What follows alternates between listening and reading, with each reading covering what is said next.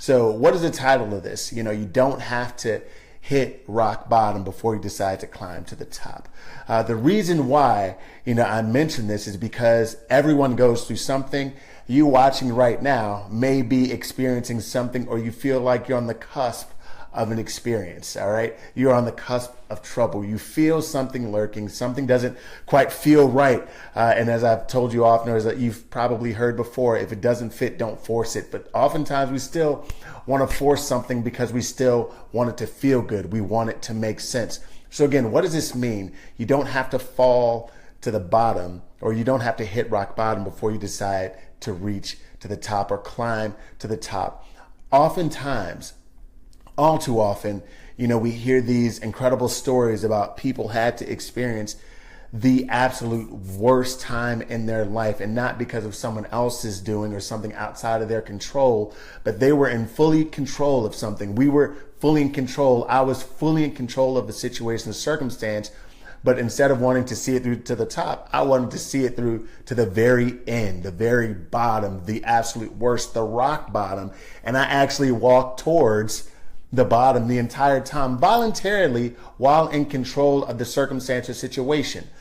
One of us right now watching this, or maybe you've had this experience, or you know someone right now, and they're having that experience. You see them approaching rock bottom under their own control. And maybe they'll have this incredible story of uprising. But what I'm telling you is we don't have to reach the absolute bottom, the absolute worst, especially if we are in control of this. We don't have to do that. So we have this awesome, glorious story. Our story of triumph can still be glorious without experiencing the worst possible situation and circumstance, especially if we put ourselves in those situations or in those circumstances. Now, right now, you might be wondering, Stan, how do I know if I'm headed towards rock bottom, if these are things that are maybe slightly out of my control, or maybe I'm in control and I'm helping someone, or I want to lift someone else up, but it's becoming more like a weight? There are two ways you can tell, and I'm going to use swimming analogies on both of these situations because I feel like most of us can identify with swimming, or we know about swimming. On a very simple scale, if you've ever been, let's say, in a 3-foot pool, right? You've been in 3 feet of water. Everything was cool. All right, cool. So now you're walking in 3 feet of water. And as you're walking in 3 feet of water, you realize there's like a slight decline, right? A slight decline. And this might be for a lukewarm swimmer, someone who's a decent swimmer. Like if someone's an okay swimmer, like they begin to recognize the slight decline. Like, okay, I feel my toes starting to go down a little bit lower. No, it's cool. I can still handle this. Not a big deal. All right. And then the 3 feet goes to 3.5 feet, goes to 4 feet. Like, okay, this is a little bit lower. And then there's a drop off. But before there's a drop off, you can actually feel the drop off. You can actually feel the drop off. But sometimes what do people do? They feel the drop off and they just continue to inch forward. Hey, if you're not a good swimmer, this person, maybe they don't put on floaties. Maybe they don't have the little thing around the ring. They don't have the floaty bed. They don't have any of that stuff. They're just kind of going with their feet. They feel the edge. They know what's happening next. And then they still go. They still throw themselves off the edge, right? For fun or for masochism or whatever it is, they still find a way to put themselves in a compromising position where they were in control the entire time. Heck, they could have inched back towards the 3 feet. I could have inched back towards the 3 feet. I could have called for, hey, let me put my floaties on. Let me put on my life vest. Let me be a little bit more comfortable and a little bit more sure of the situation so I can be successful in either learning how to swim or being able to swim in this situation or circumstance. That is what I mean by literally in that case, you're hitting rock bottom. You are going to go towards the bottom. Now, something else that I want to let you all know. And again, I use a swimming analogy. I use this quite a bit because, again, most folks identify, can make sense of it. And sometimes I will exaggerate to prove the point, much like this point I'm about to prove to you all right now. So let's say, you're swimming, floating. You are a good swimmer. You are a good swimmer, right? And as you're swimming, though, someone will hand you a weight. It could be a 5-pound weight. 5 pounds isn't that much weight, right? Now you're still wading in the water pretty good. No problem. It's a little difficult, but you still got it. Whatever reason, the person hands you another weight. Now you have 2 weights in your hand. Oh, yeah. The best swimmer in the world cannot float forever, cannot tread water forever with 2 5-pound weights in their hand. It's absolutely possible. At some point, you have to let them go if you want to be above water, if you want to stay above water comfortably. Again, and you have to continue to strengthen yourself, make sure you're doing the right exercises to stay strong, to stay mentally, physically aware and on top of everything.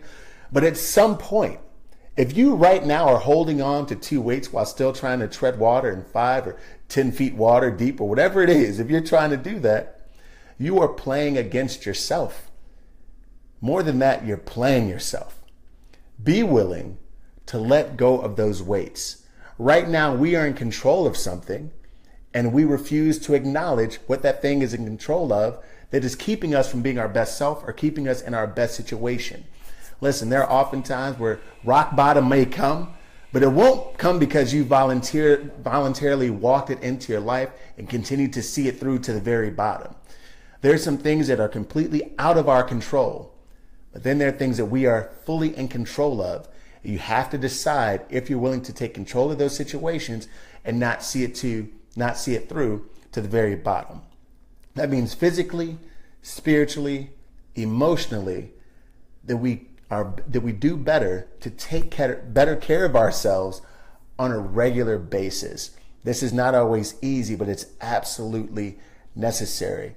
So you watching this right now, if you're going through something, whatever it is, you can already feel the effects of it. You know that it's coming. You know that it's more difficult.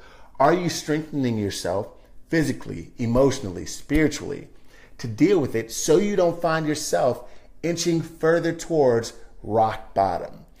Everyone can have an amazing story of triumph.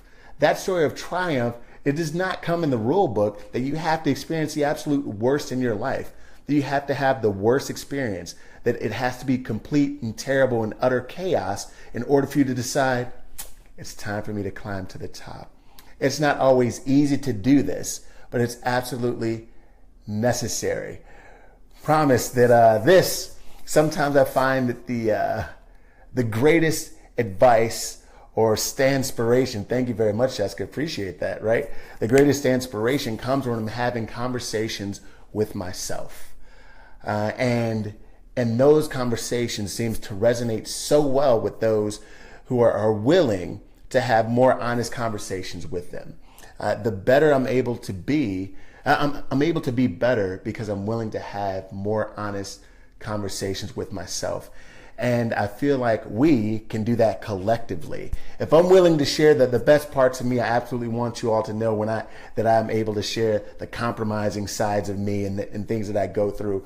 And that, complacency oftentimes can be difficult, right? Complacency is very comfortable, but it can also thrust us into mediocrity, right? Complacency is comfortable, but it can thrust us into mediocrity. And in mediocrity, at some point, will result in sadness, depression, and utter chaos, even still, because you become less in control when average things begin to take over. Not always an easy notion. And I promise, Christine, this isn't to you at all. But if it's speaking to your soul, I promise it's something that can and will help. And ultimately, that's why I'm here. Little piece at a time to let you all know that this journey called life, you're not in it by yourself. And ultimately, you might be the kind of person that's like, you know what? I can do life by myself. I don't need anything. I don't need anyone. I can win this thing all by myself. I guess what I'm trying to tell you all is I don't doubt that. I believe that any person who says they can do life by themselves, any person that says they can win by themselves, they absolutely can. I'm just here to tell you that you don't have to. Life, love, happiness, success, even struggles along the way don't have to happen by yourself. Your ego is not your amigo. And I have to tell you that pride is expensive. Don't have you convincing yourself that pride tells you can do life by yourself or that you have to do life by yourself. It absolutely doesn't. If the right people aren't around you right now making you feel as though you have to do life by yourself, take that time by yourself to find that new positive growth, those good positive people and circumstances that then will surround themselves with you and wrap their arms all around you And quite honestly, bad people around you just remind you that it's time to find better people, good people. And not just that, reminding yourself that you have to be that first good person. My wife always reminds me of that residue, right? And residue sounds like such a grimy word, correct?